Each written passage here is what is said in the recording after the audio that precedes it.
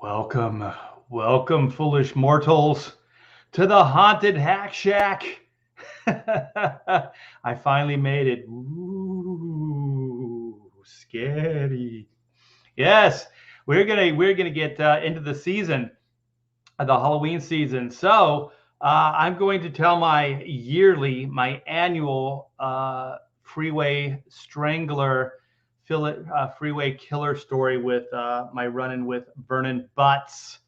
He was an accomplice to the freeway killer, who was William Bonin, I think his name was. And so I'm going to tell that story. So yeah, sorry about my tardiness.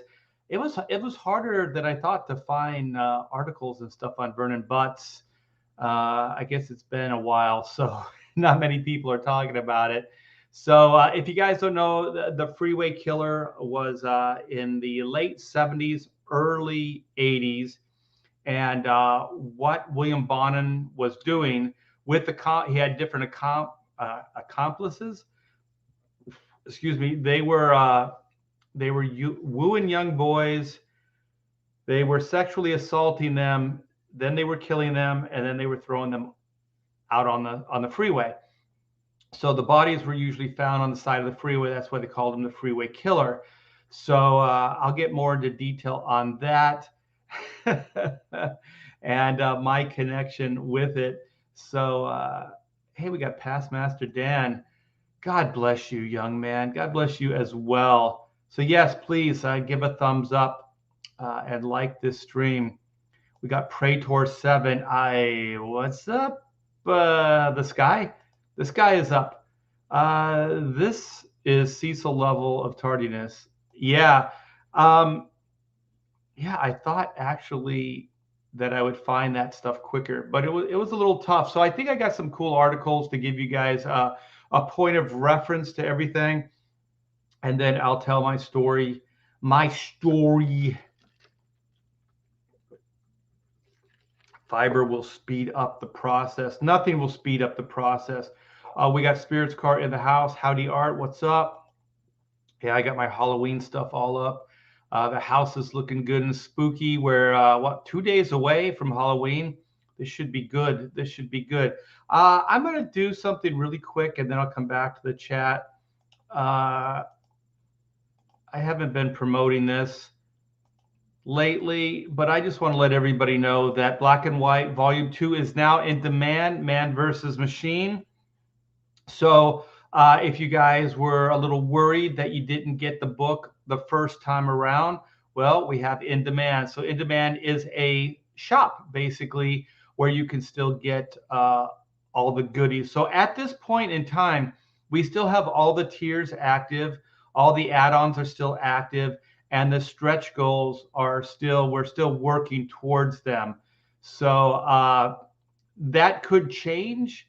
But at this moment in time, that's where we're at. So, yeah, we got the Kenneth Rocafort cover. We got the Joe Bennett cover.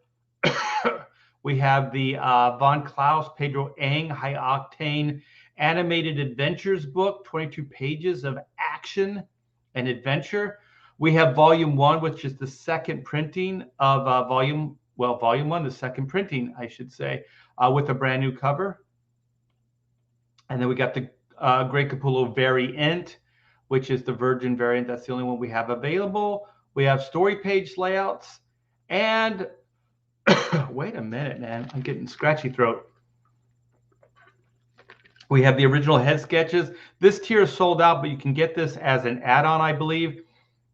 And so come by, check out all the stretch goals, you guys. So if you back a book tomorrow, today, whenever, you will get all these freebies. Absolutely no extra charge. So yeah, we got all the way up to the 85K, and we unlocked that. And so that one is still kind of it's a work in progress. So it's a fan art trading card set. So if you guys like contests, the idea is to draw a killer image of Black and White, hopefully in some kind of story situation. Think about like old story covers when you were a kid that you liked, and put black and white into scenarios, and then draw those up, ink those up, color those up, send them my way, and then we're going to pick 5 of those. The best 5 will get their own trading card. So every one of the entries of the 5 picked will get their own card, and then everybody else that backed will also get to enjoy these cards. So it's going to be a set. So they're all going to be kind of laid out the same. There'll be 1 through 5 numbering system. They're all going to have your names prominently. We'll have a little bio on the back of each one of the artists.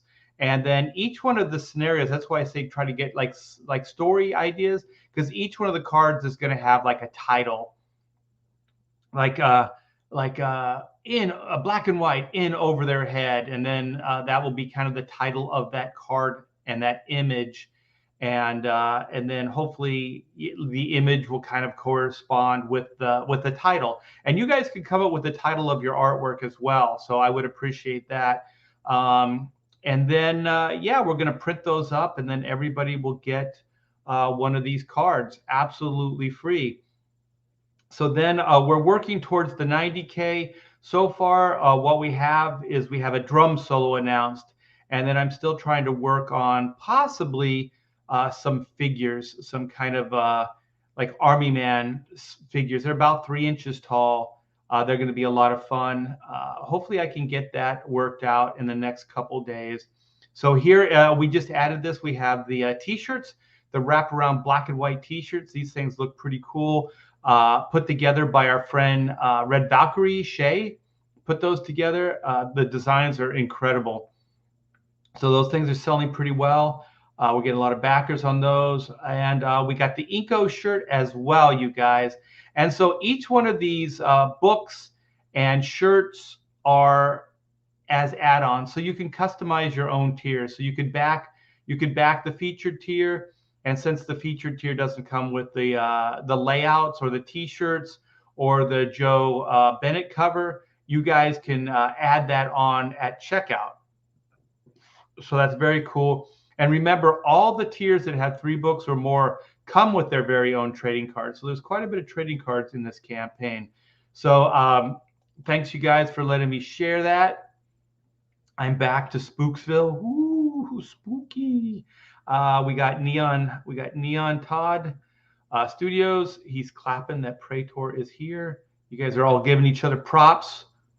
That's cool. We got Pedro Eng. Spooky setup. We got the real Steve Dye. Yeah. House looks great, Art. Hell yeah. Halloween and Christmas are my favorites. And around the T-Bear house, we had a spooky daughter, so she really liked Halloween. So most of the headstones and stuff that we're decorating with were actually, we made them. The T-Bears built them. The Koof. What's the Koof? Let's see what Praetor says. I visited a prison in the same prison as John Wayne Gacy. That's my closest brush with a serial killer, I hope. Well, let's get a little, oh, you know what? I remember, hold on. The professionals wanted to come in, mostly Billy Tucci. So I'm going to send a link and see if they want to come in. If not, it's cool.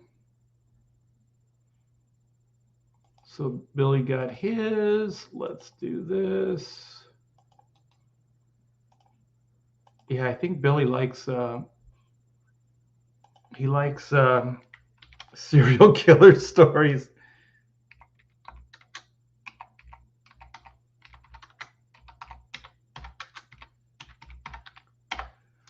All right.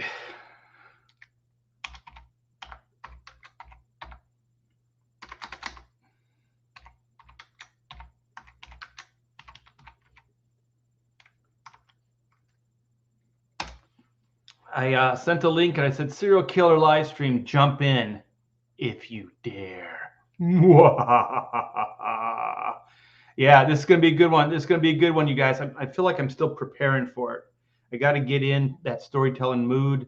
I got to remember what it was like to be there, to be in the presence of pure. Actually, I'm not even kidding. Pure evil. Pretty freaking scary. I love the lighting on the door behind you. Looks like something behind you coming out of it. Yes. Whoa. I wanted to kind of put like I have a three-dimensional hand in front of the light, so then you'd see a hand shadow across the wall. But I had a limited time this morning. My best friend whoa, shit. My best friend stabbed his brother-in-law to death for not stopping and picking up chicks, like girls or like chickens. That's horrible. Wow. We got the great Eric Weathers.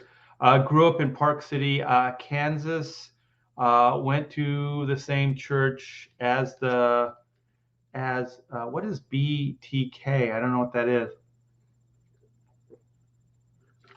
Yeah, it's crazy. Also, just as an aside, what was his name? Richard Ramirez, the Night Stalker.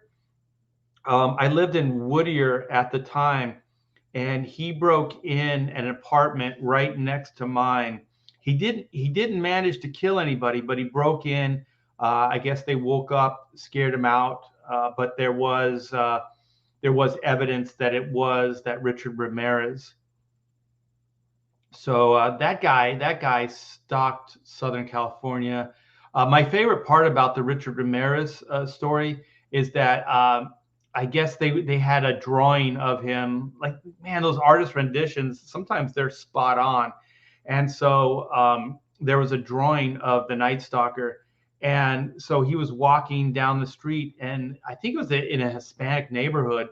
And those guys recognized him, and they went after him, and they pummeled him, and they beat the shit out of him. They called the cops. And sure enough, it was Richard Ramirez. So that's one of my favorite stories of just like, justice being like street justice being served. I thought it was incredible. Yeah, I was really happy with that. It's such a departure from today where, crimes are committed and people just bust out their cell phones and videotape it and think somehow that they're helping. Like, no, man, lend a hand, get in there.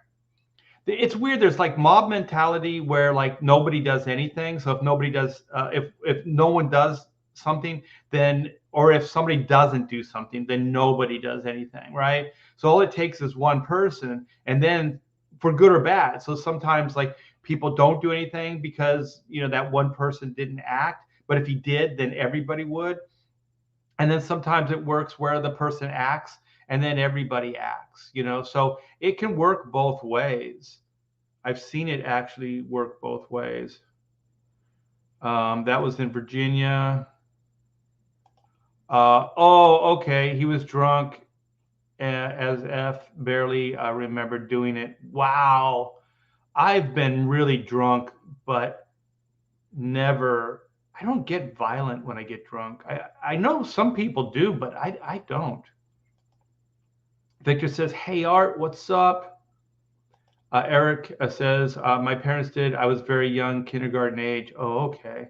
Okay, here it is. That is the blind torture kill. Oh, shit. Oh, my gosh. Your BF was drunk. I've heard of people doing some crazy stuff while drunk, but never that extreme. Wow. Yeah, that's pretty crazy. Dennis Rader. Oh, man, the chat's heating up now. That's cool. Let's see what else. Yes, nutty shit. Bacon, tomato, ketchup. Spooky Art, spooky. Art, send Tucci the link and young buckaroos. Link you, young buckaroos. I did.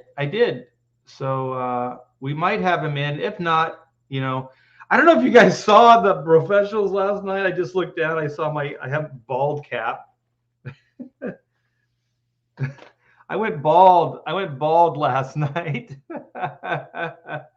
and Billy did too. So usually there's four baldies and there's two guys with hair. So Billy and I thought it would be pretty funny to wear bald caps last night. So if you didn't see the professionals live last night, we talked about our favorite monsters, like movies and comic books, and pretty much my hair's sticking up now. Billy and I went bald. How's it going, drunk man? I'm not drunk this morning. I bought a bunch of Budweiser tall boys, and I've been drinking them on live stream. There must be no alcohol in that beer, because I'll tell you, man, I don't feel anything. I usually, if I have like a couple beers, I can kind of, I feel a little effect, but man, with those Budweisers, I feel absolutely nothing. Excuse me. And what good is beer if you're not going to get drunk? All my spooky stories involve government officials coming in the middle of the night and making people disappear. Yeah, Pedro told me some stories. I think you told them on the live stream, I think, of working for the government and stuff like that. That is way more scary. Let me see. Looks like the prison laundry fella. Budweiser is piss water. Yeah, but it's American piss water. How dare you, Andino? Nice room setup, thanks. Tall boys will not help you get taller, Art. How dare you? How dare you squash my dreams? Yeah, I usually do, but I don't know. I feel like buying American, just sometimes you got to go back. Like I know you guys have done this. Okay, you go to McDonald's, you haven't been there in years, right? And then somehow you think like, oh, the cheeseburger is going to get better, or it's going to taste as good as it did when you were a kid, or a Twinkie or something like that. And then you just go, why did I even try? So I think it was that way for the Budweiser beer. Oh my gosh, we do. We do have the teen sensation. I'm so fascinated by this, Art. I really am. I know. I was surprised when you said that. I still have this, Billy. Billy and I rocked the bald caps last night. This is my half-ass attempt at my bald. Yeah, mine was like a hairnet. I couldn't find any of mine. So how you been, man? I've been all right. I got this. It's so hard to take that stuff off, the sticky stuff. And my wife's like giving me facial cream and like, she's like, use this. Oh yeah, I can do. Someone says that's Stanley. Yes, it's Stanley. Yeah, you were Stanley last night. Yeah. Now what do you? Anyway, so I just am fascinated by this story, Art, since you first told me 2 years ago or so. It's good to have somebody that's enthusiastic about it, because sometimes I know you have stories like this, Billy. You look back and you go, did this really happen? Yeah. Like was that real? And for me, it was it didn't come to light until I think maybe 6 months, a year later. So I met this guy, Vernon Butts, and so then it was a year or so ago, or a year after or so. I'm on my own now. I have a living girlfriend and everything, and so I'm watching the news, and they're talking about this freeway killer. I already knew about the freeway killer, but they're talking about this Vernon Butts, and he hung himself in his prison cell. And they said Vernon Butts, and they showed an image. I was like, oh shit, that's that guy. You know what I mean? So then I started thinking about it, like, oh shit, that is definitely the guy. Now, did you know? But you didn't know he was the serial killer, right? No, not until the news came out, and he killed himself. It wasn't even like they were, because I think the guy's name was the serial killer's name was William Bonin. So he was getting most of the attention at the time, but Vernon was his assistant. So like his Igor or something he had, like, yeah. But get this, Billy, he had multiples. He had like 3 or 4 guys that would groom kids and get them in the van, and then Bonham would sodomize them, do whatever, torture them, and then he would strangle them pretty much. I think there were a couple ways that they killed them, but they would kill them in the van, and then they would just drop them off on the side of the freeway. And so that's where the freeway killer thing came in, right? So in a nutshell, that was it. But I think Vernon Butts has 8 kills. He killed 8 different kids. And so I'm gonna put up this article so we can get a little bit of context. Thank you, Billy. This makes it so much easier. I'm talking to somebody. This is good. Yeah, I'm so excited to hear the story. So I'll be asking you questions and all, but I want to let you tell your story, of course. Don't mind me. Yeah, no. Yeah, please. And when you look at all these kids, just remember, any of these kids could have been me. Yeah, look at that. There's it could have been like Arthur T. Bear. Yeah, I could have been in there, like right next to Steve Wood. Yeah, see, Steve Wood and Arthur T. Bear. Look at, and I'm sure you have a high school. Do you have a high school picture like this, or the casual picture of what's his name right there? The second kid. Oh, Glenn Barker. Yeah, Glenn Barker's like he's in the garage with his friends, and he's or do you have your high school picture? Like you. I hate to say it, but Glenn Barker looked like he was willing to jump in that van. Yeah, I think so. I think he liked to party. Yeah, but there's David at the end of the first tier. That guy looks pretty innocent. He looks like he's got his Hang 10 T-shirt on. Yeah, his big collar, and he's like, it sounds like fun. Let's go blow some dope in your van. And then the next thing you know, he's bound and gagged and being sodomized. Yeah, look at poor Darren Kendrick. Oh shit! Right? He looks like a kid. Well, look at Harry Todd Turner. Oh my God, Harry Todd Turner's even with these poor kids. Yeah, see, drugs will end you, people. That's it. Yeah, if you guys don't end you. Yeah, if you don't think evil really exists, look at the innocence of these kids. How could you do this? Except for Glenn. Glenn looks like Glenn looks like they could have recruited him. Yeah, Glenn looks like he could have been one of them. For all we know, he could have. Yeah, Lawrence might have too. Lawrence might have. Look at Lawrence in the lower left. Like he could have. Yeah, been part of it. And like I'm gonna tell my. Or he told one of his friends. Like he told Glenn. Oh shit! Like they were part of it, and then like, yeah, all right, we're now going to strangle you and rape you and leave you naked by the side of the road. Yeah, I think Lawrence is scarier than Glenn. Glenn looks like he'd just be like the crazy like Joker type, but Lawrence looks like the schemer. Like he would be like methodical. Yeah. Now look at Donald Hayden. Looks like he could be. Donald looked like he could have been part of it, of the ring. Donald Hayden. Yeah, he does. See Hayden, like Jekyll and Hyde. See. Yeah. Oh my gosh. You know what? I hope that we're wrong. No, we're wrong. Yeah, we're wrong. We're way off. Sorry, families. I know. I feel. Yeah. That's so great about Jack the Ripper Vampire Slayer.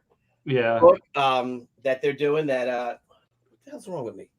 Oh, I'm on painkillers. That's what's wrong with me. Are you talking about the comic book? What's the Mandy Summers and Peter Gilmore? Gilmore's, their book, and that's because all their families are gone. All those prostitutes that Jack the Ripper, So their story is that Jack the Ripper is actually the good guy, and these women were all vampires. Yeah. And there's been enough time, and I do think there's been enough time on this too. So I'm sorry, Lawrence Sharp, and I'm sorry, Glenn Barker, if your families are listening, and maybe Donald. But you know what? Once you pointed out Donald, I think he was part of the group. So I just, you look at some of them. I don't know. I bet you a picture of you, Art, and you're smiling. And then you have freaking Donald right there. Like Donald's like, I think Donald had a big mouth. Yeah, they had to silence him. Right. Some of these guys, if they had to know them, I'm sure at least one of these people, Donald Hayden, knew, what they were doing. I think that, you know what? Now that we talk out loud, I think that probably one of these kids was in on it. I think there were more than this that were killed, though, because this is only 5. This is 10, because I think they said that Vernon Butts was responsible for 8 himself. Well, isn't there on the headlines, it's like 22 bodies or something? Yeah, let's see. Okay, this says victim serials, Bonan, known as the Freeway Killer. I think there was a song, too, that had Freeway Killer in it. in Southern California during the late 70s and early 80s. William Bonin was a twice paroled sex offender. See, this is why we got to keep those guys behind bars, right? Yeah. Oh my God. Yeah, who is better known as an American serial killer who abducted, sexually assaulted, and murdered 22 young boys and men in a series of murders between 79 and 80. Okay, Now, what year did you graduate high school? I was just gonna say, I was gonna do the math. Yeah, so 79 I graduated, but I do think I was being wooed in 78. Oh my! All right, so let's go back to 1978. Gas prices are out of control. Jimmy Carter's president. The country is heading in the wrong direction. The Soviets, everyone fears them. They feel like they are this unstoppable big red machine. Thankfully, the only highlight of 1978 and 1977 was when the beloved New York Yankees won the World Series from the hated Los Angeles Dodgers in 1978. So that is so funny. You still went Brooklyn. I don't like the Dodgers. So that's why. My mother was a big Brooklyn Dodgers fan. You guys once had a great team. Once. Anyway. Okay, so 1978. What is your, if I may kind of walk you through this, if you will, because I don't know if you've heard, but sort of a teen sensation. I've done this before. Yes. What was 1978? There's RT Bear. So you're like high school. You've made out with a few girls, got to first base. Hopefully more than that by this time. Yeah. So I'm looking at these images. So I think I would be closest to this David at the end of this first tier. Yeah. So that would be like the closest thing to what I probably look like at that time, but maybe younger. Yeah, I think you might have been like a Ronald Gatelin. I mean, you're no Harry Todd Turner, that's for sure. Hell no. But Darren Kendrick. Yeah, I did have cool hair. So Ronald does have the cool hair. So yeah. Okay, so let's go with Ronald. So you're all right, I see growing up. So here you are. You've grown up, in Southern California, right? SoCal? Yes. All right. So now you're hanging out with these guys. It's the 70s. You're into monsters. You're into comics. You're into all this cool stuff. Right? So I'll check this guy out. This guy's got a coffin in his room or something, right? Yeah. So how did you end up meeting William Bonham's friend? Okay, so the William Bonin thing, I never met William Bonin, thank God, because I probably would be dead right now. Yeah, you're right. So I think when did Star Wars come out? Star Wars came out 77. 77. Okay, so it was like 77, 78. You meet like-minded friends when you're in high school. Comic books, film, and so Star Wars came out. Star Wars changed my life. Comic books, Batman. Star Wars. And so I met this kid named Phil Solis. And so he was like a film guy too. Like he later went off to film school and I think he's making films now. I think he's a photographer. Oh, so he survived. Yeah. We both, he shouldn't have because he went back. But anyways, I'll tell that part of the story.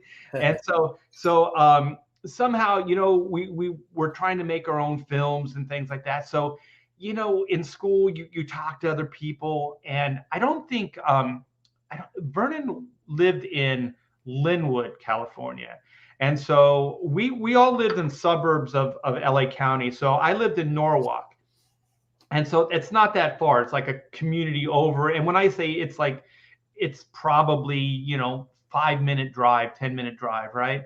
And so he said, "There's this guy I met. And he's really good at making films. He's making a Jaws movie right now." And I was like, oh, cool. And he said he needs people to help him out, like grips and lighting people and stuff like that to make these movies. And so this is part of the grooming thing, right? We now have perspective, so we know what was going on. So then we didn't even drive then. So Philip's mom was always really supportive of Philip's schemes, right? We always had like, well, we're going to make these movies. We're going to do this stuff, Philip had a camera, all this. And so I used to build like little ships and stuff like that. All we did was like make these like Star Wars type ships, and we just blew them up, Billy. That's all we did was we filmed these things and we blew them up. Did you film? Because I made films like that too. But what I was able to do, and I bought models and all, I would buy like a F-104 Starfighter because I thought that looked kind of cool. And I had like black. My mother had. I grew up in a clothing manufacturing industry, so my mother had lots of material, rolls of material. So I had black velvet, and me and my friends would sit there. We'd poke holes in it with pins or whatever, and then shine the light through it, and then I would film. But what I did is I turned the camera upside down. Ooh. And I put strings on the bottom of the ships, and like a ship would go by like that, and nobody could see it because the camera's upside down. I don't know if we went backwards, but somehow I figured it out. And so that was our story, and we blow them up. Yeah, that's exactly what we did too. But I mean, there was never a story. There were never really any actors. We were just blowing shit up in front of the camera. Yeah, we get M80s and stuff. Yeah, and we'd have it. Yeah, we'd have it on a fish line or something, have it fly by the camera and just blow it up. Half the time you wouldn't get it in the shot. You know what I mean? It'd blow up off panel or whatever. Yeah, so it just was another excuse to blow shit up, right? Yeah, we would put bags of dirt with an M80 in it and light it, and like someone would run by, like the army guy, and it would blow up, so it looks like a big like mortar explosion. It looks really cool. I think we did this one effect though. I think we did some with actors where you do the one where you have the ship and it's really it's in the foreground, right? And then you have the actor in the background and they look like they're in scale with the ship. Oh, we didn't do that effect. I think we did that one effect. Yeah. And so, but like I said, there was never any real narrative or story. It was pretty much us just being stupid. So then, we hear about this guy that's actually making a movie, right? So then we're intrigued. So Philip's his mom, that's how young we were. He drives us over to Vernon's house in Linwood. And so we get there and, we knock on the door. And I still remember the house. I remember there was a driveway, detached garage. The house was on the side, and then there was a pool. And so I thought they were rich. Anybody that had a pool, because we were poor, anybody that had a pool, I thought they were rich, right? And so I do remember most of the houses in our area were slabs. This was a wooden floor, so you had to step up to it. And so I remember that, and I remember he had like a hatchback. It was probably like a Datsun B210 or something like that. And I remember Philip's mom driving up, dropping us off, and walking up to the house. And as I was walking up to the house, it wasn't on the driveway, it was in the grass area off the driveway, and there was that Honda B210. And I looked in the back, because it was one of those hatchbacks with the big glass, and it had a bunch of gallon jugs with red stuff in it. And I was like, oh my gosh. I mean, it was like 10 or 12 gallon jugs of. But that's going to be the blood in the water for the shark. Right. You're right. Like, wow, so, this guy's awesome. Yeah, so exactly. That's what we're thinking. We're like, oh my gosh, this guy's the real deal. Look at that. We could never afford that much blood. Yeah. And so then we get up, and then I met his mom, Billy. His mom. So Vernon's mom comes to the door, sweetest, like almost like Harriet Nelson, of the Ozzie and Harriet kind of thing. So she was kind of sweet, like Joe Pesci's mom in Goodfellas. Remember, like she had no idea that he was a murderer. Yeah, exactly. But she should have, right? So we get in there, and she's like, yeah, there's this room off the side. And then she asked us, can I get you anything to eat? Because I guess it was around lunchtime. So she made us tuna fish sandwiches. Oh, look at this. I mean, just the sweetest lady, right? So then we go into Vernon's room, and Vernon's in his room.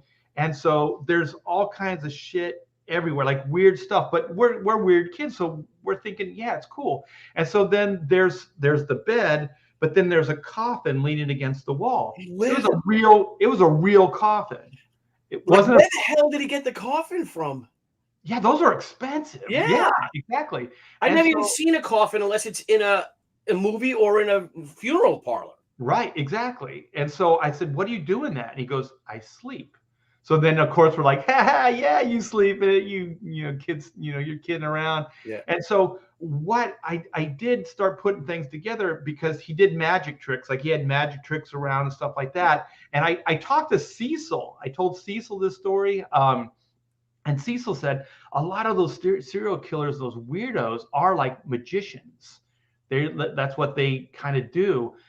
magic tricks and stuff. And I remember there was this place called the Cerritos Mall, and they had a toy store. And it was like, and we're so old. I'm so old. They actually on the weekends they would have the glass little case, and they would sell magic tricks. And they would have a magician go there, and he would do the tricks to sell the magic tricks. And that guy on the weekends was the magician. So I remembered seeing that guy at the mall, right? How old was he at this time? You know what? I think when he died, he was only 23. So he was maybe a few years older than us, but not that much older. And yeah, and so anyways, it's a weird room. There's bats hanging from the ceiling. It's really odd, but but real cool, like a monster guy, and right, like into all the shit that you're into, and like this is. So automatically we're not going, oh, let's get out of here, right? Because it's cool, right? And then I think his mom's helping to sell it, right? Because his mom is so damn sweet. So she comes in, she brings us sandwiches on plates and everything, and so we eat our lunch, and then he goes, he takes us outside. Oh, I think he showed us a clip from his movie.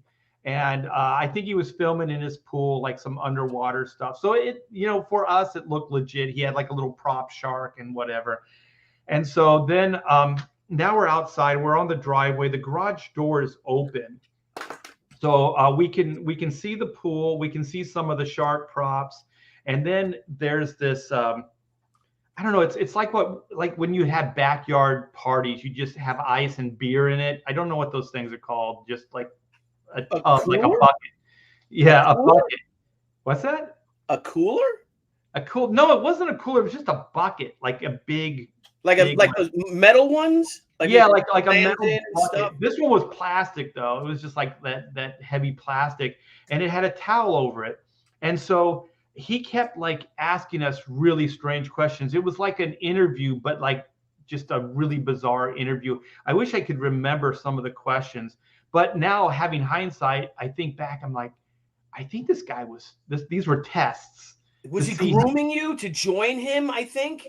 Yeah, that's what I think he was doing, because he was asking like questions to see how we would react, right? Yeah. To see if, how comfortable we were with some of this shit. And so then, my friend Philip, he's passing with flying colors. So then I think he thought I was the harder sell, right? I'm the skeptic. And so then he goes, I think this was one of those things like, if you truly believe, then, cut your wrist or whatever those like cult things are, right?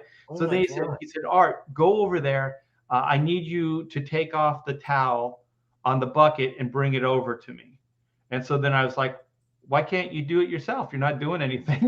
That's how I'm wired, right? And so he's like, hey, if you want to help out, you want to do this thing, this is what we're going to be doing. I'm going to be asking you to do stuff. And at this point, you're just kind of a gopher. You just kind of get things and bring things over and stuff like that. And so then I'm like, yeah, okay.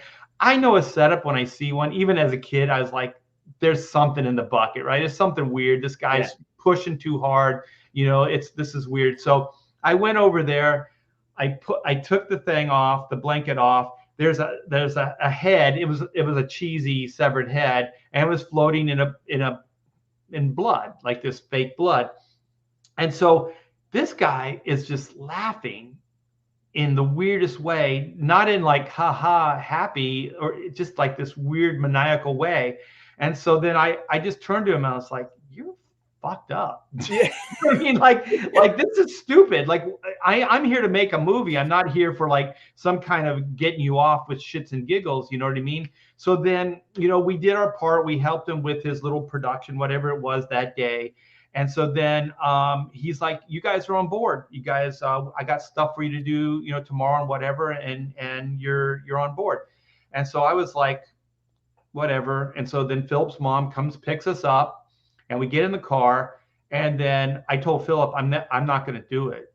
And then Philip's like, that guy's cool. I'm coming back. And I was like, okay, but I'm out. And so I don't know. I guess I don't know how much longer Philip hung out with that guy and made the films. I really don't know. But that was kind of it. Local boy does horrible. Story. And then, like I said, it was a couple years later. And I'm just watching the news, with my girlfriend, and Vernon Butts comes up, killed himself in a jail cell, hung himself, and I'm like, holy shit, that's that guy. And just as an aside, I remember telling some kids at school about Vernon and his films and things. And then there was this guy, he was a little older than I was. And he goes, stay away from that guy. That guy's weird. And I was like, what do you mean he's weird? He goes, uh, I helped him too make these movies. And this guy could drive, Billy. And so he got his dad's car. And so I guess they needed some kind of like scenes with cars or whatever. So they used this guy's dad's car. And so he said that guy kept telling him, crash the car.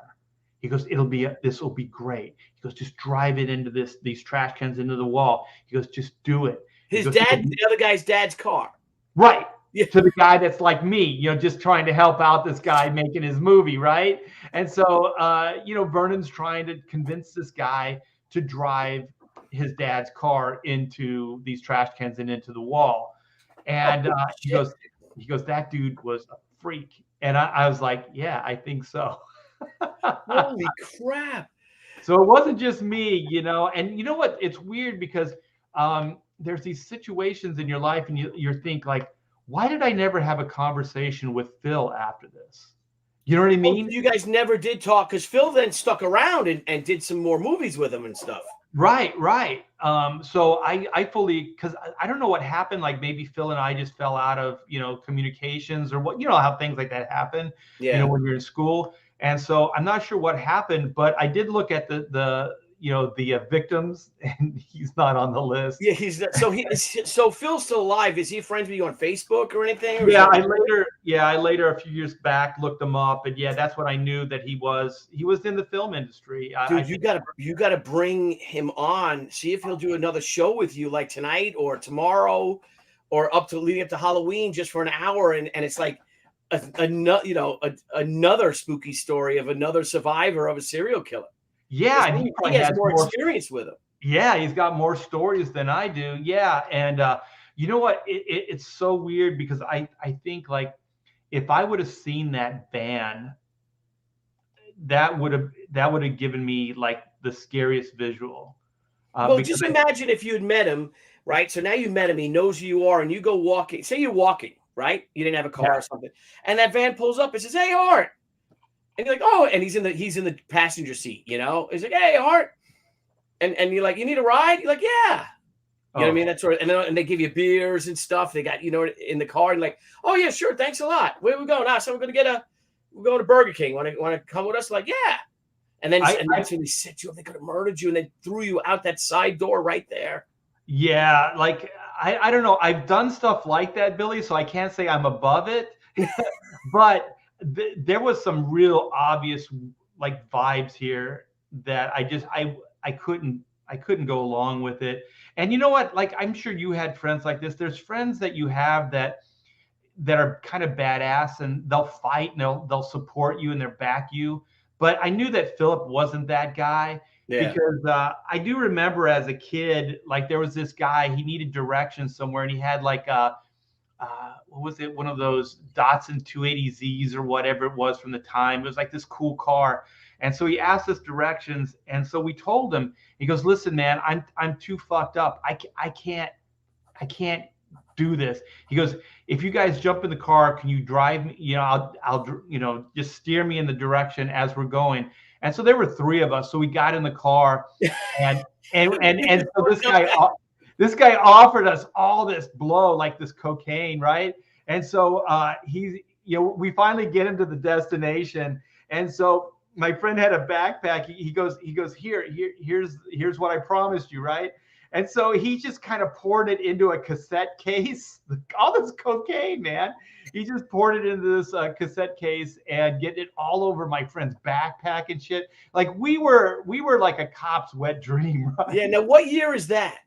That's probably around the same time, like late 70s, early 80s. Yeah, but I think we thought we could take this guy. Like we didn't really. You could surely take him. Yeah, and there were three of us, and these guys were like all six. Like all my friends were always like 6 foot tall or taller, So and they were always brawlers. My close friends, like Phil was just kind of that geeky friend that made movies. You know what I Yeah, mean? he's your artsy friend that likes all the other shit that you like that your other friends make fun of you. Yeah, that would Yeah, beat me up over. Yeah. yeah, I've had that too. I have friends like that too. Because you're If like they the only two knew, worlds. Billy. Yeah, if they only knew, they would pummel us. Yeah, they actually knew, but I was cool enough. But yeah, this is the Bonin stuff. This terrifies me, Art, because I love magic, I love magicians. I'm still blown away by magicians. Like Lee Weeks if you guys know, Lee Weeks is a great magician, and Lee always has a big coin in his pocket, and he always does tricks and stuff with coins and all this, like just at Comic Cons and I'm just like, Lee, you got any tricks? And so I might have been murdered by this guy. You would have been wooed by the magic trick. Yeah, I would have been wounded by the magic trick and the bats. And I'm like, you got any famous monsters of Filmland magazines? And oh my God. Oh, he had all of that stuff, man. Okay, this says the heartbreaking details. Bonin pleaded not guilty to all the charges of murder. During the trial, the prosecutor Norris called Bonin's van the death van that he used to troll the streets of Los Angeles and surrounding counties searching for his victims. As soon as a hitchhiker got into the van, the prosecutor said he was dead. So apparently there were groomed these guys like butts where Vern was they were kind of grooming people, and then also like Bonin would just drive around, and hitchhiking was kind of acceptable at the time. Yeah, we did that. We would hitchhike to the beach, me and my friends, in like Yeah. ninth grade. Oh, Ninth, 10th shit. grade, before we had cars, even 11th grade. I don't think I had a car till my senior year. Yeah, That could piece you of shit imagine your Volvo I kids had. your I know. kids doing that stuff? Jeez, God. and there's serial killers out. It's just crazy. A lot of Yeah. freaks out there, so be careful. Yeah. So we will show that he enjoyed the killing, said Norris. Not only did he enjoy it and plan to enjoy it, he had an insatiable appetite, not only for sodomy, but for the killings. Oh my Ah, God, humiliation before he kill you. Some of the patients of victims were present in the courtroom, and in some cases asked to identify their son's. Oh my gosh, photographs. They suffered through the color photographs of the victims, including a 13-year-old boy who had been stabbed 70 times. my God. 13 years old.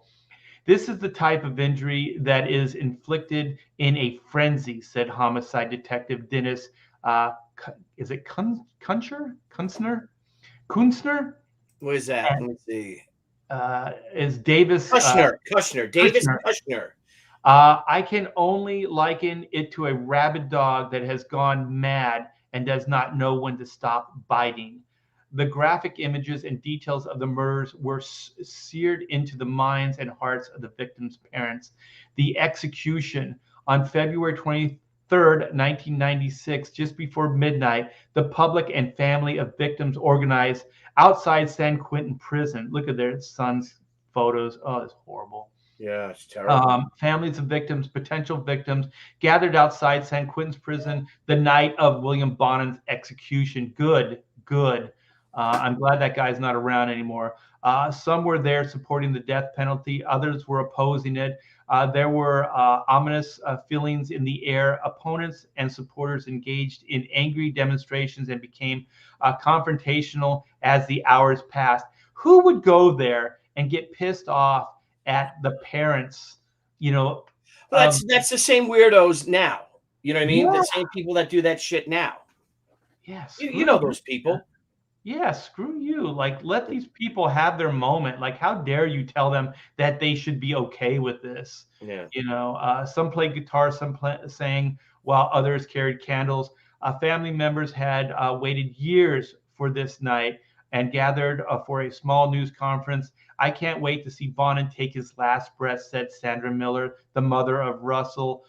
15 who was last seen waiting for a bus to go at a fast food restaurant. His body was found March 22nd, 1980, along the body of Glenn Barker, 14 of Huntington Beach. 14. So look at this. Like, so this is why we drive our kids around everywhere now. Yeah, He's waiting for a bus working at a fast food restaurant at night or so, or even in the day. Who knows? Hey, what are you doing? You want to ride? Yeah, the smart thing is, I guess they were tooling around in that van, so they weren't always in the same area, picking up kids. So, I think in the Vernon Butts one, it talks about the other people that helped, William Bonin beefing up security. Well, anyways, this kind of just goes into, that there was justice served. So William Bonin. Look how weird this guy. His last meal. If you look at his last meal, pizza and Coca-Cola. Yeah. Look at his 3 6-packs of Coca-Cola, 3 pints of Coca. He was all juiced up, and 2 pepperoni pizzas. And he was permitted to watch the TV show Jeopardy. Oh my God! Weirdly, I should have hung his ass. Well, his Vernon Butts they say he hung himself, but it was kind of like, how did he hang himself? There was like, is that him? Is that Vernon? No, I think this is one of the, let me see. This is another teenager that was murdered. No, arrived for arraignment in Los Angeles on murder charges. So he was one of his band. Oh, James Monroe. Was another teenager who had been, recruited by Bonin to help murder victims. Bonin also enlisted the help of Butts. Butts, 22, was a factory worker and an active participant in the murders. A part-time magician who rented out his services at parties. He claimed to be an active occultist and slept in a coffin. Oh.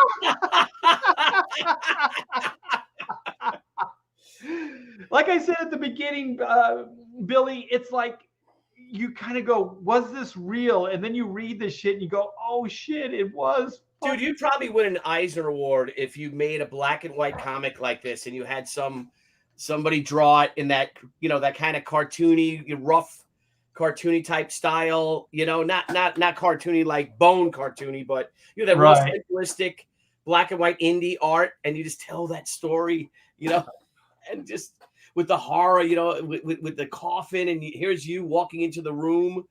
You probably could make a 1-page story on that, a 1-page comic, and make that like, I don't know, like a stretch goal or something. If you hit a certain stretch goal, it'll be an added 1-page. Yeah, because it also has the title that would get you an Eisner nomination, like My Time with the Serial Killer or My Brush with a Serial Killer or something like that. Yeah. Yes. Because it sounds autobiographical, and whenever anything's autobiographical, it sounds artsy, right? Yeah, because you could have been recruited or murdered. He probably was grooming you, I think, though, to introduce you then to the other guy, the main guy. Bonin, yeah. I think that's what Butts was doing. Yeah, so I think that, like it says, this Monroe was a homeless teen who was kicked out of his family home in Michigan when he met Bonin. He was living on the streets of Hollywood looking for a break. Oh, Bonin showed it to him. Showed up May 28th, 1980, trolling the streets in a blue Chevrolet Chevette, and began taking to Monroe. Bonin offered Monroe a place to stay and a job. Oh, yeah, a job. Monroe the job was making his movies. Now, how did his films look? Yeah, right. I'm surprised he didn't film any of this. You know what? That is weird that they didn't, right? See, there's a story right there that it's the uncovering these tapes, these 8mm Super 8 or 8mm. It's probably 8mm at that time. Yeah, they would have been 8, like Super 8mm film. Like you move into a house or something and you find these things, and now his ghost or the spirit is of Butts lives in this house. Like you buy his mother's house, you don't know. His mom's passed away. You buy it. And then you're snooping, or let's knock this wall down. Let's make these 2 small bedrooms 1 big bedroom, because little Charlie is or the little girl. Oh no, he killed little boys. That's even a word. Like, so his teenage. Oh, we'll make they had 2 bedrooms. We'll make it into 1 big bedroom. And you knock on the wall and you find these reels, cans of 8mm tapes. The kid does, and he starts watching it. Well, I think they speculated that there may have been more murders too. So those could be on video or something somewhere. Yeah. And there's your friend in the background filming it the all. neighbor. Yeah. There's Phil. Phil's a neighbor, and he's like, "Oh, hey!" And the kid sees him, but he sees that he was younger and he partook in the murders. God, yeah, anything could have happened, right? And when I see stuff like this too, like Monroe agreed and then stayed with Bonin's mother in Downey. Downey, California was the community right next to Norwalk. Like it was right there. So his family, his mother lived in Downey with his two younger brothers. Monroe worked alongside Bonin during the day. 4 days later, Bonin insisted he wanted the two men to pick up a hitchhiker, sexually assault, and kill him. I thought it was just bull, the Los Angeles Times reported Monroe as saying. On June 2nd, 1980, the two of them were in Bonin's Ford Ecoline van and picked up 18-year-old hitchhiker named Stephen Wells. Bonin would later say Monroe was a willing participant, but Monroe would tell another story. Was this the guy that kind of rolled over on them? There was somebody I thought, or maybe that was Buck. Yeah, how'd they get caught? Yeah, Monroe told authorities that he was watching TV and living in the living room while Bonin took the teen to his mother's room. There he tied Wells up and began sexually assaulting in his mother's bedroom. Oh, my God. Oh, my God. At that point, I knew it was real. Bonin went to get a glass of water and told him, no, I don't do this. But Bonin said, it's too late. There's nothing you can do to stop it. Right before the teen was murdered, Monroe called Bonin screaming, shut up. You're going to die. Reported Los Angeles Times, Wells pleaded for his life. Monroe says he watched as Bonin strangled Wells. Oh my gosh, with a t-shirt, carried the body to a cardboard box to the van, dumped it behind a gas station in Huntington Beach. Ironically, police had been watching Bonin's residence that night earlier in the evening, but not nearly in time to save Wells' life. Police. So they went at night thinking as serial killers do their things at night and all, but he was like doing it in broad daylight in his mother's bedroom. Led to Bonin was the freeway killer and began surveilling him. Next day, Monroe told Bonin as a vehicle drove back to Michigan, I was scared I'd be next. Okay, so Monroe never did anything. He bailed, but he did witness one of the murders. Bonin was arrested a week later while in the act of assaulting another teen while under surveillance. Oh, good. The police actually were kicking ass. Because usually, yeah, somebody turns them in. I think Vernon then, gave names and actual, because I think he did give testimonial against Bonin. Yeah. So did Vernon go to the police? Like, so Vernon witnessed a murder and a murder, say, and then he goes to the police or he hears things? Well, they said he was an active participant. Yeah, so I'll go back. I'll see. Look at my studio. Look at that. Yeah, I'll see if Vernon has more detail, because they don't really get into Vernon too much in that article. So let me. God, this is so. All right, what lights do you have on? Because I have these. What lights do you have on? Because I just have like they're weird. They're just like Christmas lights for outside. Okay, I'm trying to get blue area. I got a blue on one side and a green on the other. Ooh, I got to cool. show you a picture of my house. How I lit it up for Halloween too. Your house looks amazing. Oh, thank you. Yeah, yeah. I'm just getting weird vibes now. I'm thinking, am I to some people what Vernon was? You know, like these crazy Halloween, like taking it too far. You know. All right, so you're 79. So what year were you born? I was born in 61. All right, so here's this kid like 4 years older than you. So now your friend who survived, your friend who became, who hung out with, how did he find out about him? Like, how did it happen? I know you said you got to meet this guy, but did this guy have this reputation for making films? Like what was the Vernon Robert Butt story? I never talked to him about it, so I don't know what his story is at all. So, your friend. How did your friend first find out about him and let you know? I don't know. I think Oh, he was okay. just Okay. talking, like sometimes you're just talking to friends and they go, hey, that guy over there reads comic books. And then the next thing you know, you're talking to that guy and you're talking about comic books. So I Yeah. think it was just one of those things that you just get into conversations and then somebody says, hey, there's this guy, Vernon Butts, and he makes films. You might want to talk to him. I think that's probably how it happened. Oh my Yeah. God. Yeah. I'm This sorry. says, Just read oh, go that ahead. first paragraph.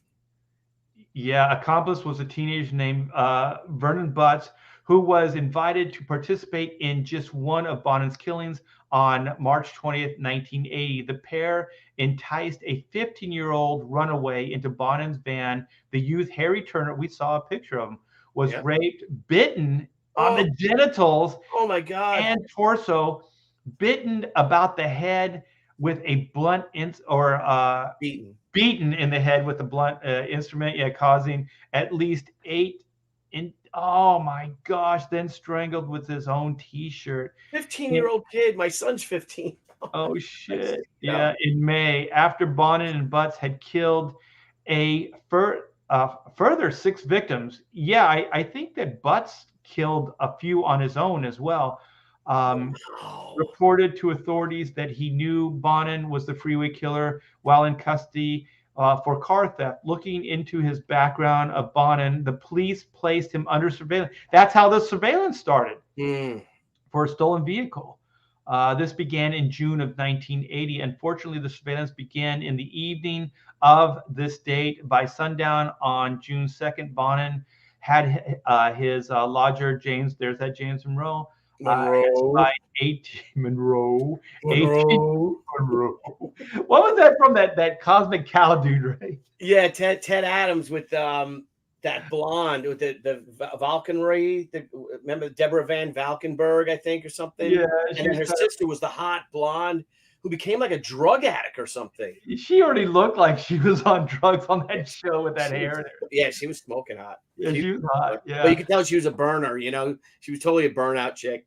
Yeah, yeah. That's funny because that's how we used to refer to, druggies, burnouts. Yeah. Waiting for the bus home. Oh my gosh, from his work as a printing assistant to his apartment in Downey, Wells accepted the lift from Bonin initially. So this is the story that we already read. Oh, what is that? Submitting to sex for so they gave him $200. Oh I didn't shit. know any of these kind of people growing up. So this kid accepted sex for $200. Oh my Yeah, gosh. okay, Bonin was having sex with Monroe. Monroe. James, Monroe, here's what's his name? What's the actor's name? James. once he was bound, Bonin began to verbally abuse Wells, telling him he was not going to be freed. Then he struck the youth in the chest. His body was found, as showed, beaten in the face. Oh my gosh. Monroe later told police by this time he was pleading and crying. He was saying he wouldn't tell anyone. He just wanted to go home. Oh my gosh. Could you imagine being that desperate that you take a ride from a stranger, you go live in this guy's mom's house, and then this guy pays you 200 to butt rape you, and then you witness this guy murdering some 15-year-old or whatever. Oh my gosh. All these murderers are like sodomizers. If you look at it, like, all these serial killers, the Really? vast majority of them, I'd have to say, what, 70-80%. I mean, what's his face wasn't, Bundy wasn't, but all these other guys, from Jeffrey Dahmer to John Wayne Gacy to Richard Ramirez, they would like rape boys and stuff like that. They're like freaks. Oh Like, shit. Oh, check this out. Here's some of the connections. Okay, after Bonin had removed the bag and turned the body over to Wells, was indeed deceased. His face was blue. Bonin helped himself to $10 of Wells's wallet and placed the body in his van. He stole his money too. so he's $210 down from what he thought he would have been an hour later. He probably took the $200 back. Yeah. Collect. So you don't go past go and you do not collect $200. Matter of fact, you get banged for landing on, I don't know. Oh, It wasn't God. Park Place, but one of those. But check this out. Body in his van and drove with Monroe to Vernon Butt's home. So this is making connections here. So Butts knew Wells and Wells knew Bonin, and oh my gosh, this is like not just one serial killer. This is like a bunch of like a network of serial killers. Yeah, look at this. Oh, wonderful. He said Butts was shown the body and Wells lying on the back of the van and simply replied, "Oh, wonderful. You got another one." Oh my gosh. This is the guy you hung out with. Oh my God. We got another one. Yeah. Yay. The trio drove to find a place to dump Wells' body.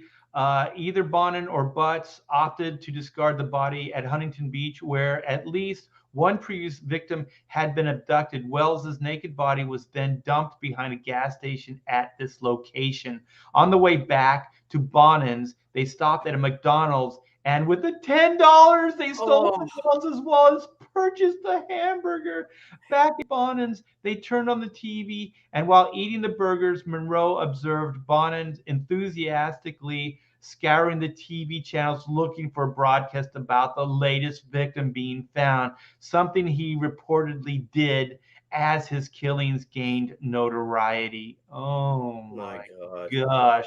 Monroe later testified that as he was browsing the TV channels, Bonin bit into one of the Big Mac burgers, then looked at the lights on his ceiling and said, "Thanks, Steve."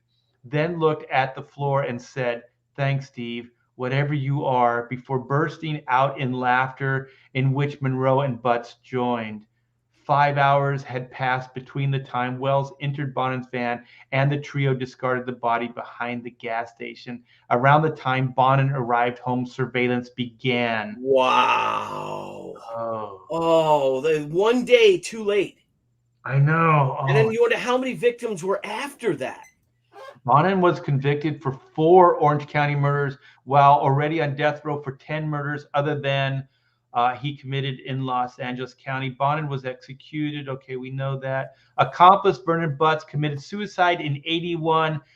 Gregory Miley was killed by an inmate. Justice has been served. Miley, yeah, prison justice. Yeah. Monroe was killed by an inmate. Mismurder credit. It says Monroe is still alive. Is currently still in prison. Oh, okay. Well, then who was Gregory Miley? Okay, we didn't hear him. Maybe that's earlier in the article then. Yeah. Jeez. Oh my gosh. Yep. Oh, look at the guy writes all-star lineup of fucking losers, Dale. If Dale only knew. So who's the guy? Is that guy right there in the main photo? That must be the guy that was murdered in jail, because the other, that's Wells. So that must be Wells. And then the guy with the long hair, the second image on the here, that's Bonin. And then the last one is that's Vernon Butts. That's your buddy. That's my pal. Your pal. That's my buddy. That's my pal. Oh my gosh. Yeah. So this actually did happen, you guys.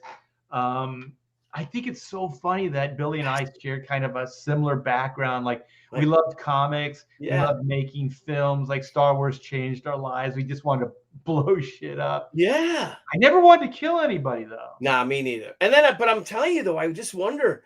Now I would never been recruited to do it with him, but you just wonder if you get in the circle, like you don't know this guy's a murderer, but he's making actual films. Like me and Perros, my buddy Steve Perros, would make films and stuff like that. But oh my gosh, like we would have haunted houses and all, like, and charge kids 25 cents to come and all this cool stuff. And you meet a guy like that with a coffin, and you're like, dude, can we borrow your coffin? He's like, yeah, why don't you come on over and get it? I'll tell you one thing I left out because I didn't want to compare. But once you said you decorate your house too, is Vernon did have a haunted maze in his front yard.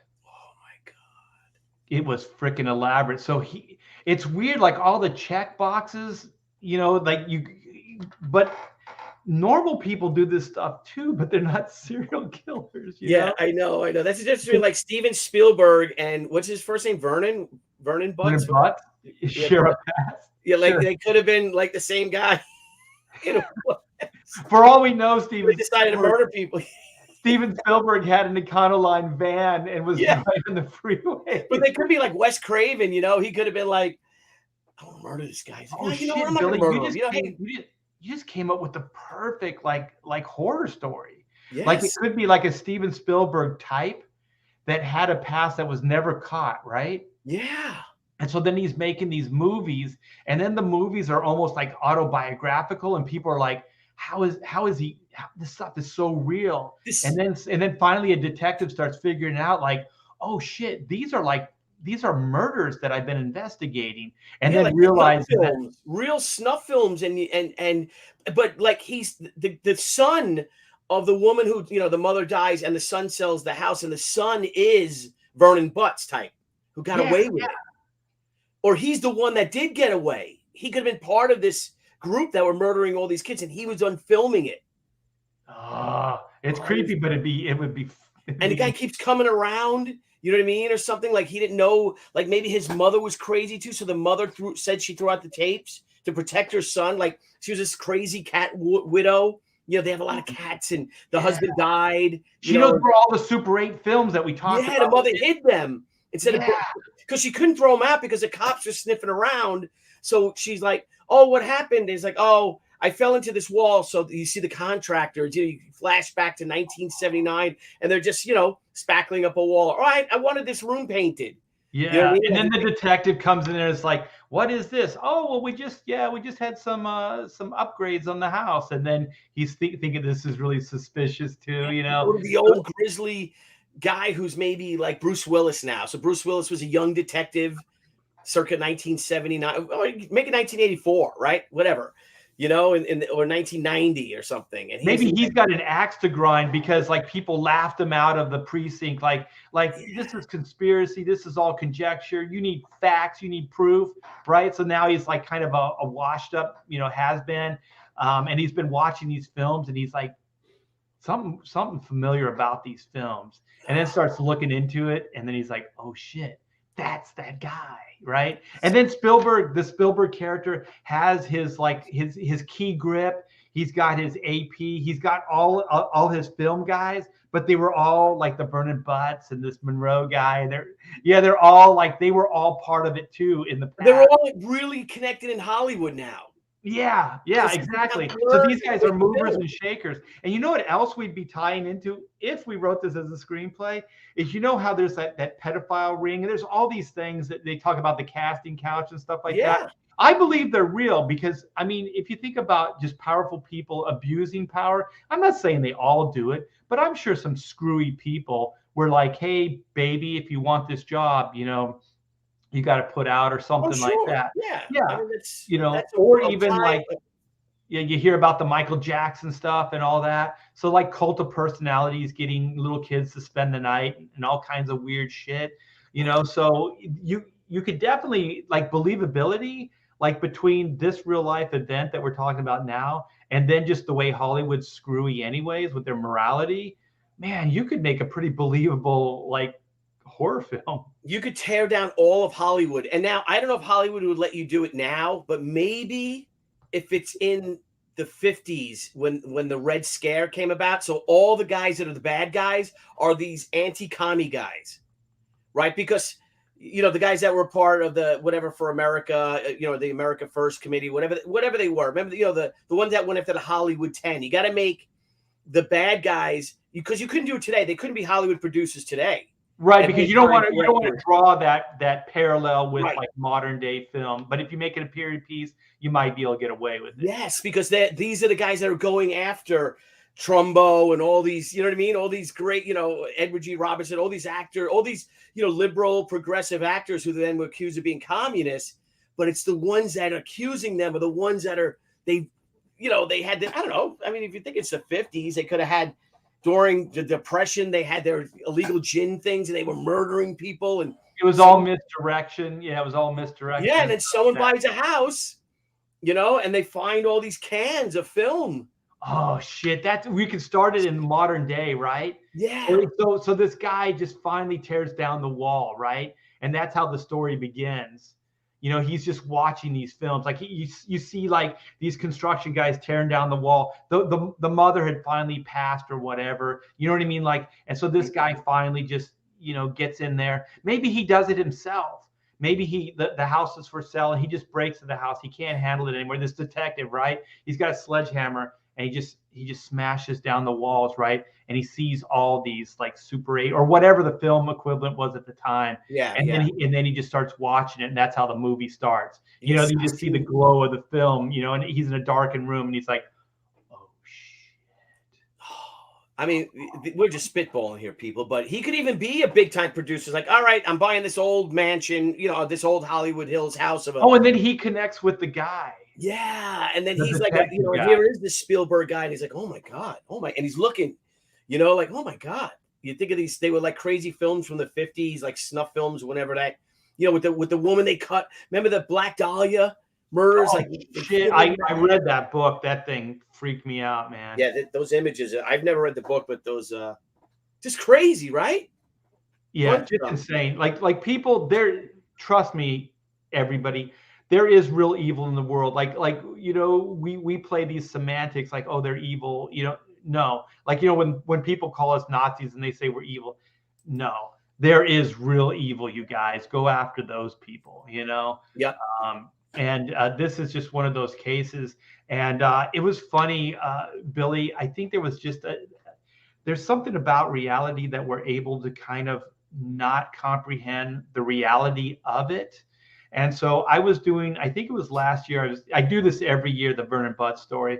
And so my daughter came in the room and she heard me talking. And then she goes, Dad, you know, you were being groomed as one of those kids. Yeah. You were one of the, it never dawned on me, Billy. I knew the connection, you know, and all this stuff, but it never dawned on me that I could have been one of those kids. Yes. And when she said that, I was like, oh shit. And I think that's one, you know, like we have that mechanism that we can kind of detach from certain things that were traumatic or scary or whatever in our lives. And I had never put that together until she said that. And I was like, oh shit. Fascinating. Yeah. Wow. So, man, I think we need to get a screenwriter, Billy. I think our story is fantastic. It is. And I love the idea of it being modern time, to be honest with you. And this took place in the 80s, say, or the early 90s. And this filmmaker finds this. But I don't think we can go after Hollywood today. Yeah, but it still could be. The films and stuff could have been from like the 50s or whenever. But then it could be a modern day story because there's still enough detachment, I think, time-wise, that Hollywood wouldn't go, oh, you're making a parallel to us present day, even though we would. Yes. I mean, I see Spirit Scar say, don't cook your own guy's idea, Billy, by making the killers anti-commie. You're right. It looks like that's from Cabinet Dr. Caligari, I think, his little thing there. Yeah, I don't even think we need to do that. I think there's enough there with just what we threw out. Yeah. We got to look into this. Is our lead a female, like a teenager? The lead murderer or the detective? The detective? Well, I don't know. Who cares? Get Diane Lane. I love her. Diane Lane's still pretty attractive. She is. She's dish. What if we do it like it's a legacy type thing? What if it's the daughter of the cop? And so she found her father's old diaries. And so she's now a cop. You know how you have those lineage, you know, like she's a detective. And so she looks at her father, like maybe it's her father's deathbed, right? And so I love stories like that. I think they should have done that with Star Wars. I think that Leia should have given her husband, like Han, the lightsaber and said, there's another you need to go find, you know, and Rey on her deathbed. I think that would have been killer. Like that's how you open the movie. But anyway, so the detective from the 50s is talking with his daughter, you know, and he's in the hospital, he's passing. And so then he says, here's this safety deposit box or whatever, you know, here's the key. I know you're smart enough, you'll figure it out. And so then she's like, what is it? And he can't answer it, right? He's just like, it's years of stuff. And I think this needs to be opened. Oh, you know, this needs to be opened. And it gives her the key to the box. Yes. And what he could be is that he was a detective, but she's a journalist now, say, or an author. Ooh. And she starts writing the book because now it takes her that she's not a cop. She's not tough. she's just a journalist, sort But of, she's really good at getting to the and facts. she starts writing this, and then maybe with the internet, she's like, I'm looking into information on this. About this, I found these things that my father, it's the freeway killings or something like that, and then the killer is the one that survived. Maybe goes after her, but I like the idea with the films are all there, the cans, and she has these films and stuff like that. And back in the day, maybe the cops didn't want to see it, they didn't believe it, but she's like, wait a minute, and then she brings in filmmakers. She has a filmmaker buddy, and he's like, oh no, that's real. I got the final scene when you're saying that. Let's just say like we dated where the serial killer was never caught, right? So then we have our conclusion. And so then she finally finds this guy. He's still alive, but he's like 90 something, or he's almost 100, or wherever, like that age, as as old as we can make him, still be believable. And so then she goes into his house, and then he's just sitting there, and that's where we had that scene, and he's still watching the footage. He's still getting off on it, like he's still getting off on it, but he's not a threat because he's like really old, right? But it's creepy, like he's still there. He's got his son. He's got a son or something that is just. I don't know about serial killers like reproducing. I don't know. That's true. That's true. I want this to be a happy like ending. I think she's got to kill him. She's got to kill him in a horrible way, make him suffer. And they could say, 92-year-old, Well, what if she just brings him, like, what if it's more like whatever it was that he thought he was getting away with, he finally isn't. So in his lifetime, he finally does stand trial. But like it's this creepy, 100-year-old dude, standing trial, and yet no one has any sympathy. You normally see like, this guy, maybe he looks real sweet, like he's this old guy, but he looks really sweet now. Sometimes like people can kind of like look, like, oh, well, he looks harmless, and he's up for trial, but nobody buys it. Like everybody turns on him. Everybody knows his legacy, and now there's facts coming out. And so then the world just turns on him, and they still, they push through the death penalty. So is he beloved? Is he a beloved filmmaker that had this secret life?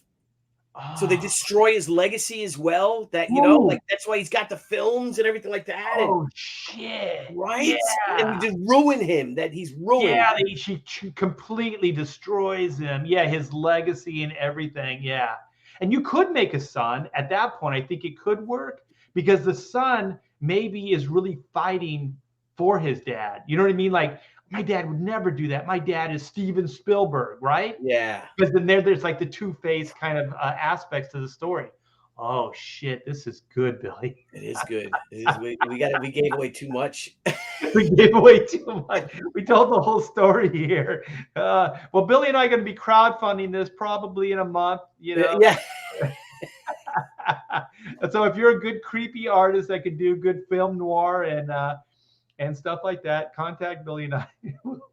That's a good story. That's a good story. Well, you know what, Billy? Thank you so much for coming in. This has been a pleasure. A lot more fun hanging out with somebody that can kind of egg me on, because it is a little strange talking about this. It is tough. And it's tough to talk by yourself. It's like when I stream by myself, usually I just do it when I'm drawing. I'm doing a commission or a page, so I can have the camera on that because you're working anyway. But it's tough when you're talking and you're telling about this story of how you had a brush with murder, or shit, you could have been a murderer. Just hate it. I have to find out though how many murders. I'm going to type it in because I need closure here. I think it was 8. How many? Are you looking at butts personally? Yeah, murders. Yeah, did Vernon? God, his name was Vernon Butts. What a weird name. Freaking weirdo. Commit. All right, this should come up. All right, Vernon Butts, who confessed. All right. Vernon Butts confessed to taking part in the Los Angeles. Vernon Butts, who confessed to taking part in the Grizzly Freeway killer murders of young men and boys, was found strangled with a towel in a jail cell Sunday. A death similar to that of many of his victims. Sheriff officers termed it was suicide, but Butt's attorney said he doubted it. Who gives a shit? He's dead. God. 23 years old. State's key witness William Bonin accused of masterminding. Okay, let's get into the death stuff. 80 confessed. Let me see if there's a body count. Why don't they just say it up front?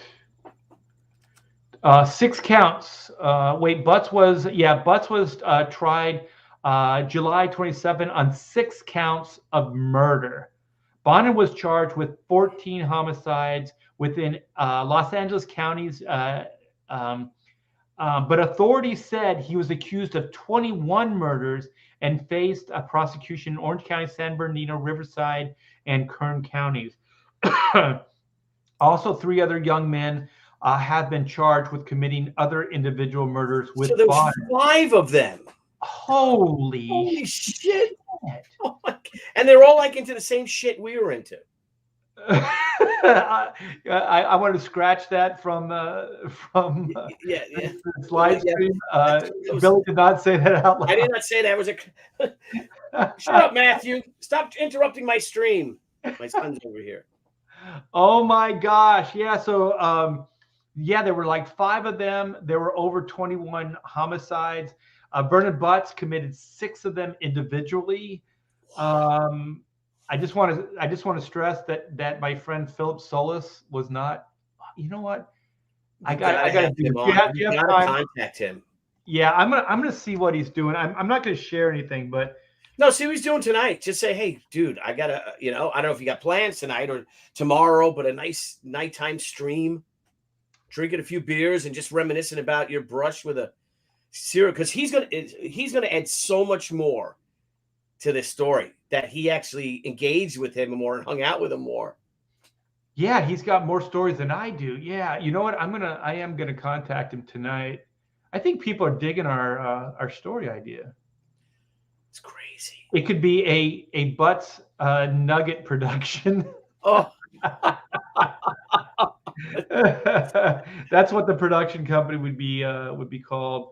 All right. Well, I'm going to wrap this up. Thank you so much, Billy, for coming in and hanging out with me.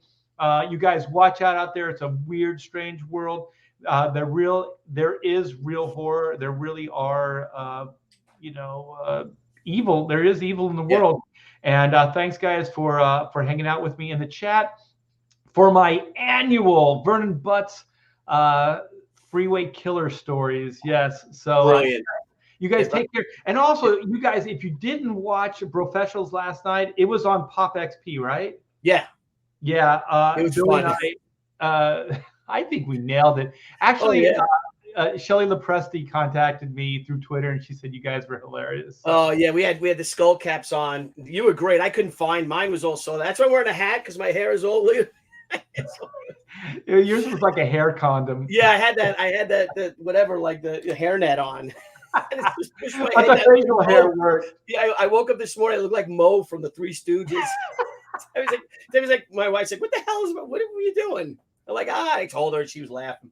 There's this weird. I don't know if anybody's ever done anything with latex, but I guess there's like this weird powder and smell to latex, and I didn't realize it till I laid in the bed, and then my wife's like, "What is that smell?" And she studied makeup effects and stuff, and then she's like, I think it's that damn bald cap you had on. We got to do it again. I'm going to order a bald cap, so we have to do it again. Well, I'll keep this one then. Yeah, we can surprise like wash it out. I don't know how I wash it in the sink or something. Yeah, we'll surprise the guys with So if you guys watch the Professionals, you never know when Billy and I are gonna show up bald.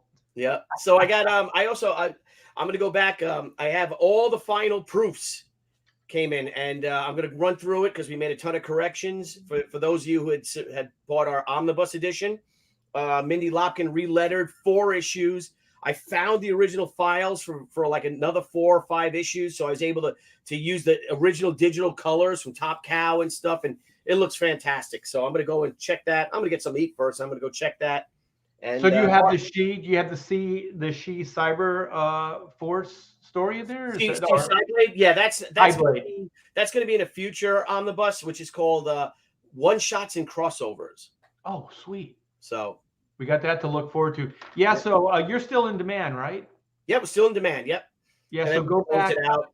It just sucks because the bindery, I don't know if you're doing hardcovers, you're going to find this, is that the book is ready to go he could print the book next week, but it's going to be sitting there on the because nobody wants to work.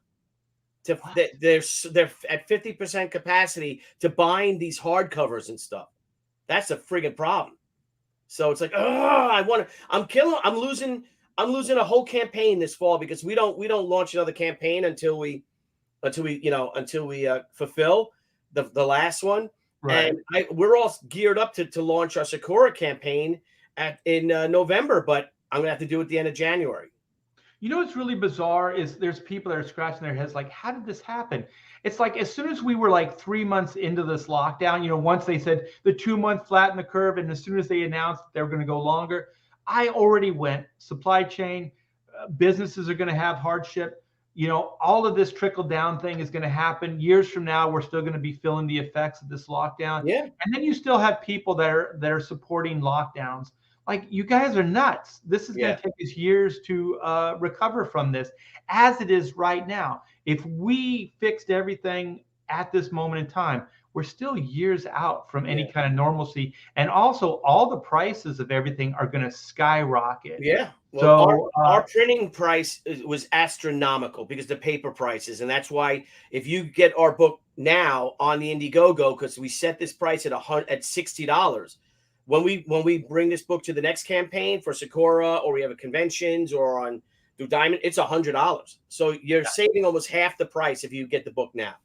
Yeah, I'm dreading to start looking into printers and printing prices when black and white, man versus machine gets to that point. I'm really hoping that things will normalize at that point. But I have a feeling that these prices of everything's they're going to go up. They are going up, but they're going to stay high as well. I don't think anybody's going to lower their prices. Well, that's like when like a city, New York City, they say, okay, we're going to put a toll on this road, but it's only to help pay for the repairs, and then we'll take the toll out. They never take the toll out because then people are used to paying the toll. Yeah, and that's the same thing with prices.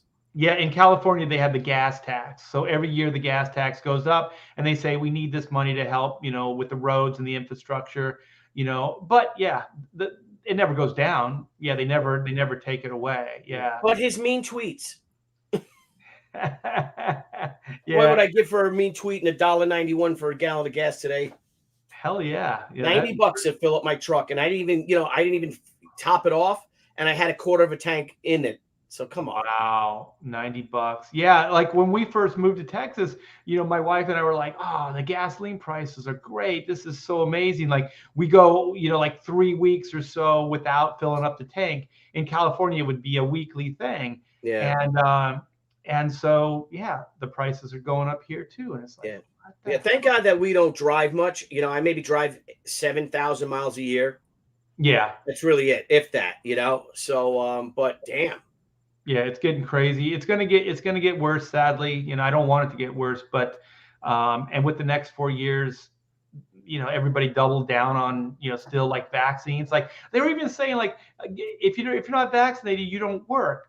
That's not gonna help. That's not gonna help anything. Dude, you have in New York State over a quarter of all the healthcare workers are not vaccinated, and a third of the New York City Fire Department and a third of the New York City Police Department or more are not vaccinated. And de Blasio in New York City said, if you're not vaccinated by Monday, you are suspended without pay. So you're going to have 1/3 less firemen and police officers come Monday. And a lot of those are going to have the sick out because they're going to support their fellow police officers and firefighters. So these guys were okay to fight fires before there was a vaccine going out there, putting themselves in danger, and the healthcare workers doing it. Ooh, they all got COVID anyway, but no, they have to give them the jab, and it's disgusting. It's like fight fascism, vote for Biden. Yeah, well, look at you freaking got Give me a break. You got fascism. Yeah. My daughter worked every day during the lockdown. She served coffee through the whole thing. And now, yeah, well, you have to have, your card. You have to have your paperwork now so you can work here. It's like, well, where were you bitches, a year ago? Yeah, exactly. And you get people like me. You get people like me who is vaccinated, and I got it anyway afterwards. Yeah. So and in New York City too, I think it's 40% of African Americans aren't vaccinated in New York City, or maybe 60% aren't vaccinated. So they're not allowing 60% of African Americans into restaurants in New York City because they don't have their cards or anything like that. Yeah. It's ridiculous. It's completely ridiculous. It's not getting any better. I don't see any hope in this administration. No. I just keep thinking about that Batman line where was it Alfred said some people just want to watch the world burn. And I think there is a faction in this country that really just want to watch the world burn so that they can somewhat rebuild it in their, with their vision of it.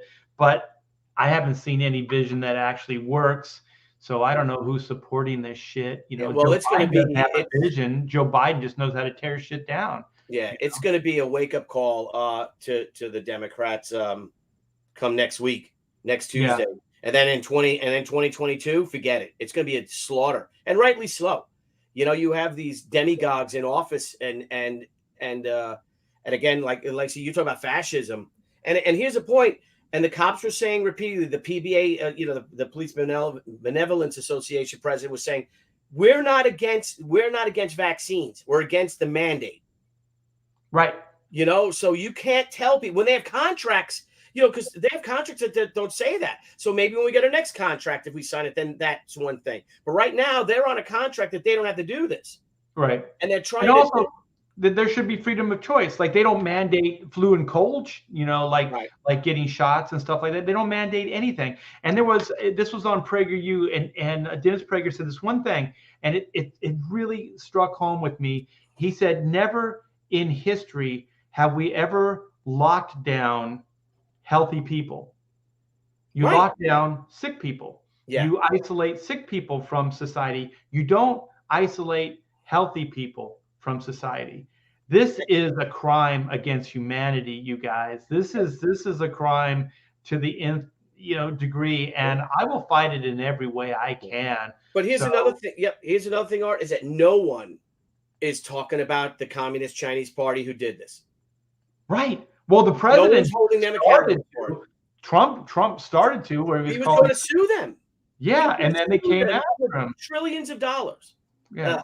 It's horrible. We could talk about this forever, but I know. Thank you again, Billy, for coming on. Thanks to everybody in the chat, and happy Halloweener, everybody, and be safe and eat a bunch of candy.